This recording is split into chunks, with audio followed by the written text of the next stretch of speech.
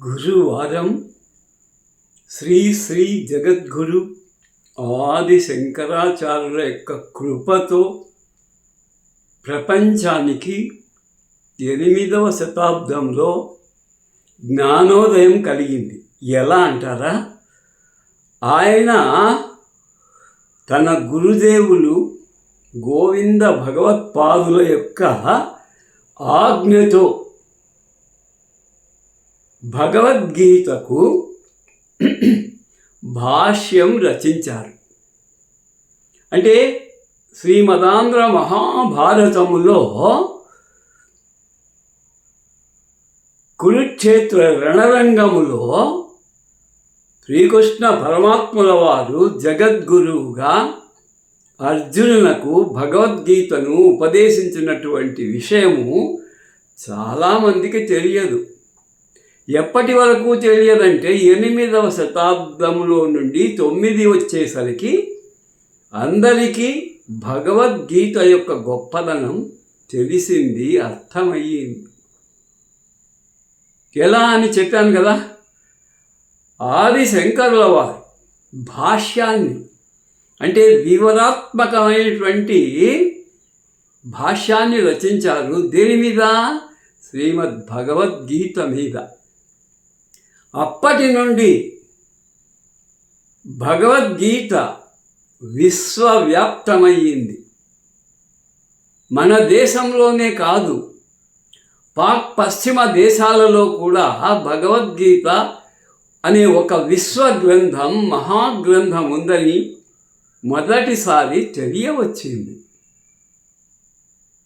దానికి మరొక కారణం ఉంది. ఎడ్విన్ ఆర్నాల్డ్ అనేటువంటి జర్మన్ దేశస్థుడు ఇంగ్లీషులో ది సాంగ్ సెలెస్టియల్ అనే పేరుతో భగవద్గీతను ఇంగ్లీషు భాషలోకి అనువదించారు. అప్పుడు భారతీయ సాహిత్యం, స్క్రిప్చర్స్, మైథాలజీ, ముఖ్యంగా అమెరికన్స్, అక్కడ అత్యంత విశ్వవిఖ్యాత తత్వవేత్త రాయ్ ఎమర్సన్ భగవద్గీత మీద దీనిని మించినటువంటి సాహిత్యం ప్రపంచంలో లేదన్నారంటే భగవద్గీత ఏ విధంగా సముద్రాలు దాటి విశ్వవ్యాప్తమైందో మనం అర్థం చేసుకోవచ్చు. ఈ రోజు నుంచి భగవద్గీత 5 శ్లోకాల నుండి 10 శ్లోకాల వరకు అవకాశము దొరికినా దొరకకపోయినా 5 నుంచి 10 శ్లోకాల వరకు మీ ముందు వివరించబోతాను. ఈరోజు కేవలం 5 శ్లోకాలు మాత్రమే చదవగలుగుతాను. శ్రద్ధగా వినండి, ఎందుకంటే భగవద్గీత చదివే అంత ఓపిక ఈ కలియుగంలో, ఈ ఆధునిక యుగంలో చాలామందికి, రిటైర్ అయినటువంటి వాళ్లకు, వృద్ధులకు, సనాతన ధర్మం గురించి తెలుసుకోవాలనేటువంటి వారు కూడా ఇంతలా పుస్తకం చూడగానే మా చేత కాదు. మనిషికి అనుకుంటే చేతకాని ఏదైనా ఉంటుందా? ఇప్పుడు నాకు 79 సంవత్సరాలు. ఇది 9వసారి నేను భగవద్గీత చదువుతూ ఉండడం. ఈ మారు అందరికీ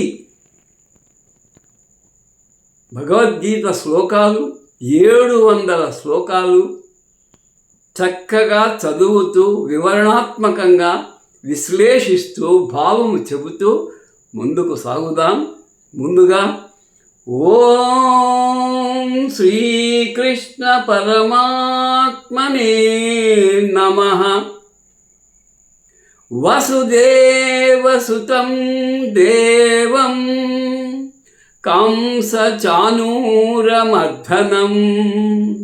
దేవకీ పరమానందం కృష్ణం వందే జగద్గురుం.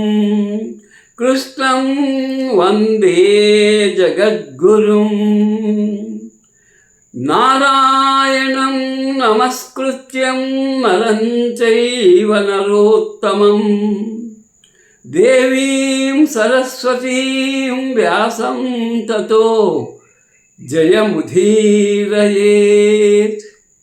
అటువంటి అద్భుతమైనటువంటి భగవద్గీత మొదటి శ్లోకం ఎవరు చదివారు, ఎవరు చెప్పారో తెలుసా? పుట్టుకతో గుడ్డివాడైన, జ్ఞానము చేత కూడా అంధుడై, కొడుకుల మీద గుడ్డి ప్రేమ పెంచుకున్న గుడ్డివాడు దుష్ట ధృతరాష్ట్రుడి నోటితో మొదటి శ్లోకం రావడం మరి దురదృష్టమో అదృష్టమో తెలియదు, దైవ సంకల్పం. కాబట్టి మొదటి శ్లోకం ఎవరు మాట్లాడుతున్నారు? ధృతరాష్ట్ర ఉవాచ ధర్మక్షేత్రే కురుక్షేత్రే సమవేతాయుయుత్సవః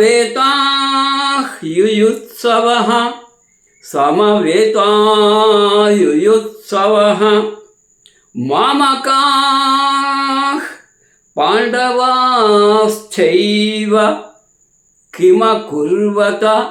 కిమకుర్వత సంజయ. సంజయునితో ధృతరాష్ట్రుడు ఈ విధంగా చెప్తున్నాడు. ఇక్కడ సంజయుడు ఎందుకు వచ్చాడు? ఆ కురుక్షేత్ర రణరంగములో జరుగుతూ ఉంది యుద్ధం అనే క్రీడ. ఇప్పుడు క్రికెట్ ఎక్కడో జరుగుతుంది, కామెంట్రేటర్స్ దాన్ని రేడియోలో టీవీలలో వ్యాఖ్యానం చేస్తారు కదా. ఇక్కడ లైవ్ వ్యాఖ్యాత సంజయుడు. ఆ శ్రీకృష్ణ పరమాత్ముల వారు సంజయుడికి దివ్య దృష్టి ఇచ్చి అక్కడ ఏం జరిగేది ధృతరాష్ట్ర మహారాజుకు వివరించటం ఈ బాధ్యత అని చెప్పి అతనికి ఆ పని అప్పగించారు. ఈ మొదటి శ్లోకం యొక్క భావం తెలుసుకొని రెండవ శ్లోకానికి మనము ముందుకు వెళదాం.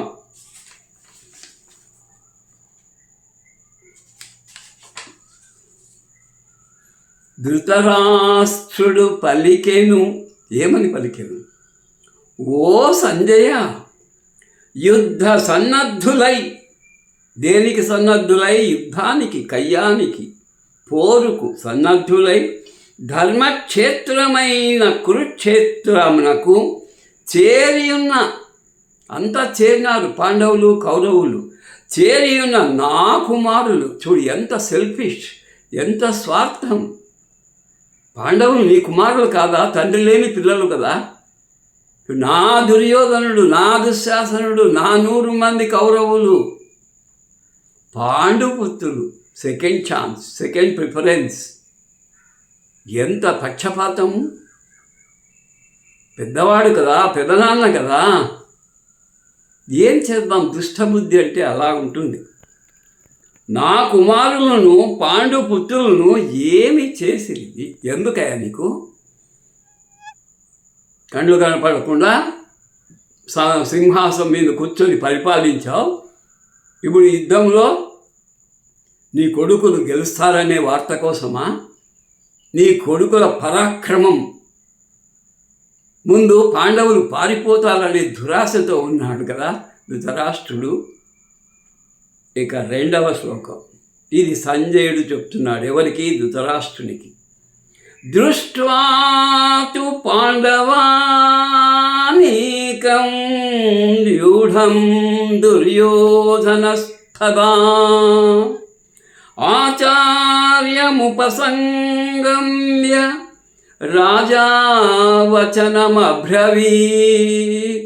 మహారాజా, దృష్ట్వాతు నాకేం కనిపిస్తూ ఉంది అంటే, పాండవులు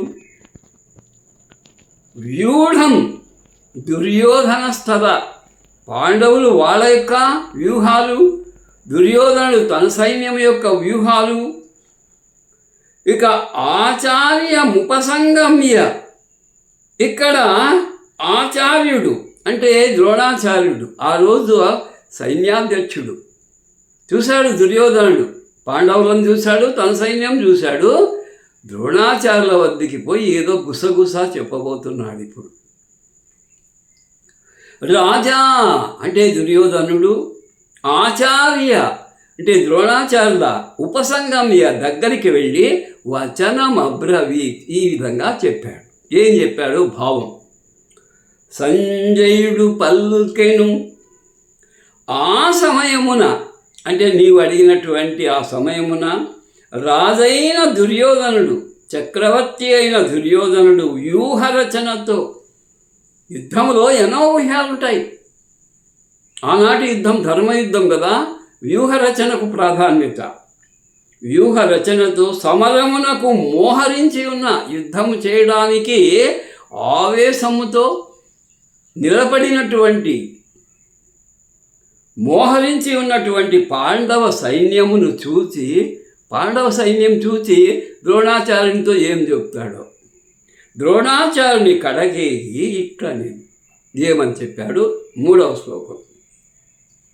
పశ్యైతాం పాండుపుత్రాణాం ఆచార్య మహతీం చమూం వ్యూఢాం ద్రుపదపుత్రేణ తవ శిష్యేణ ధీమతా.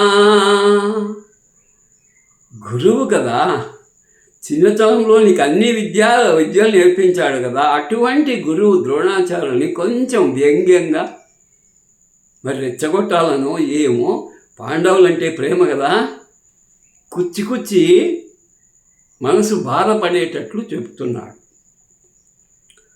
ఏమని చెప్పాడు?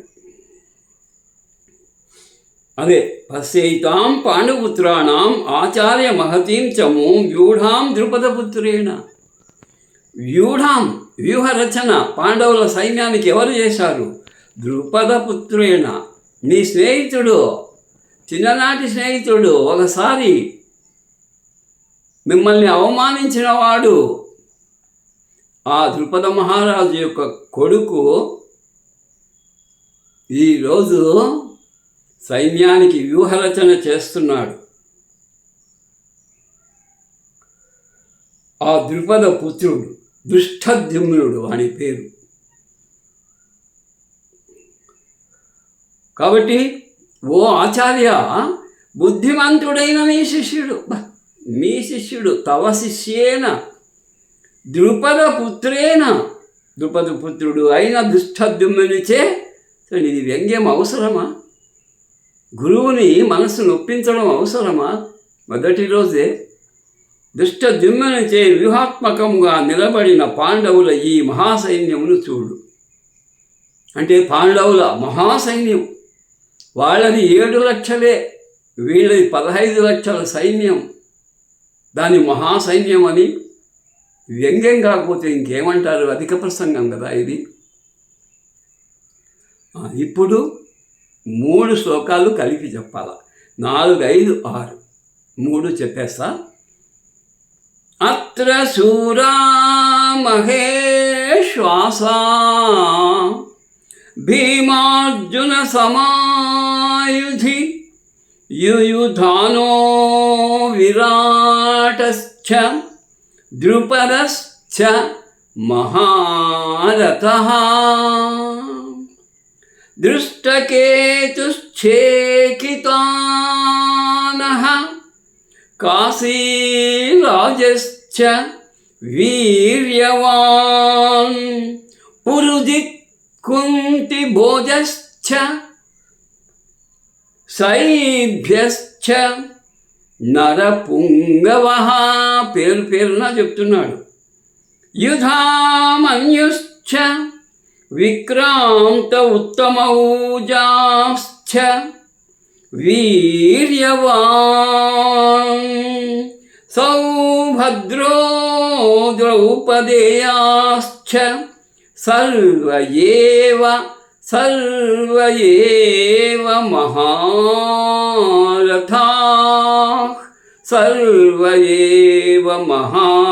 మహారథాః. ఇప్పుడు యుద్ధానికి వీరులే కదా వచ్చేది, అందరూ మహారథులు. పేరునా చెప్పి వీళ్ళందరూ మహారథులని భయపెడుతున్నావా, వెక్కిరిస్తున్నావా, కించపరుస్తున్నావా గురువును? ఈ 3 భావము తెలుసుకొని ఈ రోజుకు భగవద్గీత ముగిస్తాను 6 శ్లోకాలతో.